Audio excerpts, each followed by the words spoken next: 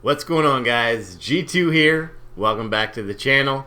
And today we're going to talk about transporting firearms across the country. Let's go.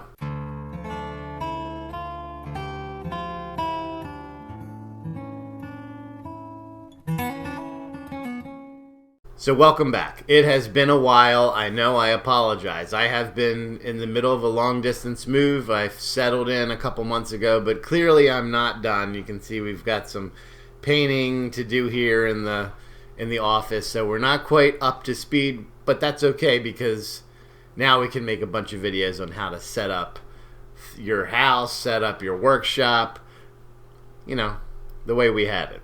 Today we're going to talk about transporting firearms from one place to another. So recently I moved from the Northeast and now I'm down in the South, and I didn't quite know what I needed to do, if anything, to move my firearms from one place to another. So here's what I have learned, and here's how I did it. The first thing you need to know is FOPA, the Firearms Owners Protection Act. And what this act says, you can easily Google this, download it, keep a copy of it in your car in the event you're ever pulled over. What this act says is if you are transporting firearms from one state to another, let's say, for example, you're going from New York, well, let's say you're going from Pennsylvania to California or Pennsylvania to Florida, and there are states in between your route that have very, very strict gun laws. Your gun may not even be legal in those states. What this Firearms Owners Protection Act states is that anything in between point A and point B is okay as long as you are traveling through. You're stopping quickly for gas, food. You're not setting up shop there. So this will protect you in those states where you probably want to drive through fast anyway. Make sure you guys have a copy of that in your vehicle in the event you are to get pulled over. The second thing I want to talk about is the CCW app. Now this is the app you can download on your phone, pulls up a map, and it shows all reciprocal states, what their gun laws are.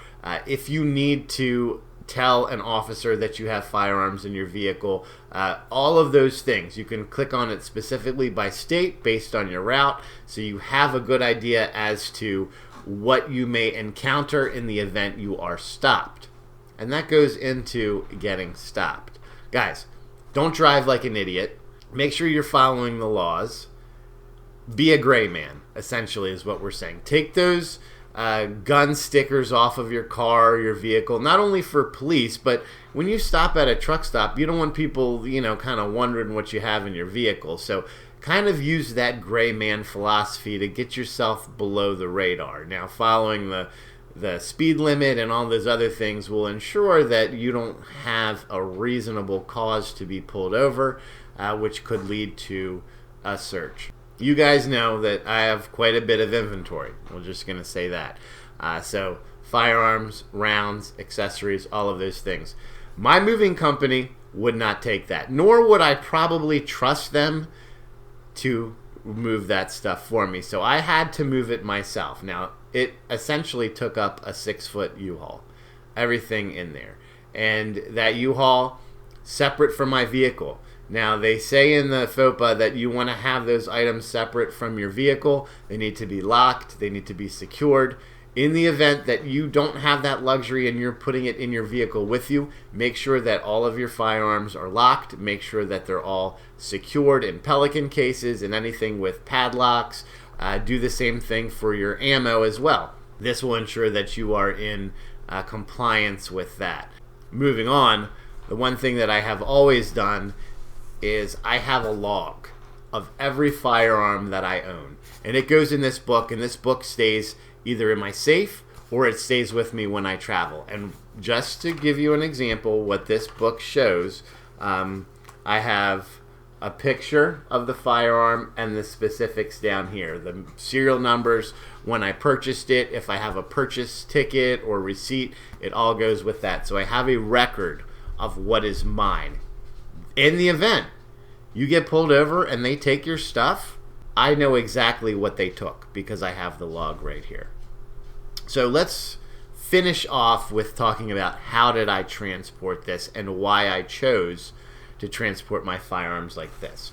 So for every rifle that I have, I had 2 packages. So I had my upper separately packaged from its respective lower in here.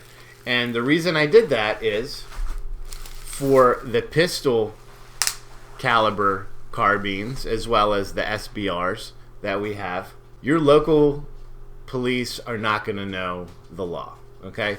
We know that according to the ATF, the lower is the firearm. And this was simply done. I'll show you guys here. We're going to open this one up anyway. This was simply done.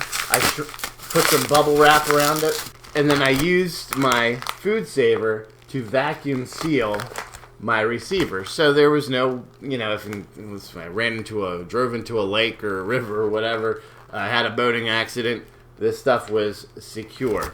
And we know that this is the firearm. So let's put this in perspective. If you have 20 receivers, right, these are your firearms. If they take it, they're going to take this. And all I did was I did this for everything, and I put them in a big trunk locker, and I had about 5 of them. So I put all the receivers in one, I put all of the uppers, or all the receivers in 2, all of the uppers in 2, and then in the other ones I had my ammo boxes, which were all filled up with my various rounds, and then all of those trunk lockers were padlocked shut. So that's kind of how we did it, and everything went off without a hitch. We got everything down here secure, not damaged, in one piece, and the preparation that it took to vacuum seal all of the receivers, all of the uppers, all of the pistols, and then wrap them in bubble wrap to ensure that they all get here securely and safely was well worth it, because now we don't have any of that moving damage that we normally would have. So if you guys have any questions, leave them in the comments below. You can always email me anytime that you want. Stay tuned. We have quite a few videos coming up. This is just the start. We need to make our workbench. I'm going to show you the way that I set up my workbench, the tools that I use, the configurations that I use, and then we're going to talk about creating a home gun safe, what that looks like. We're going to convert a closet into a physical gun safe that's secure from any external forces that may try to get into that. So until next time, make sure that you're practicing safe weapons handling at all times and treating every weapon as if it was loaded. God bless America. G2 out.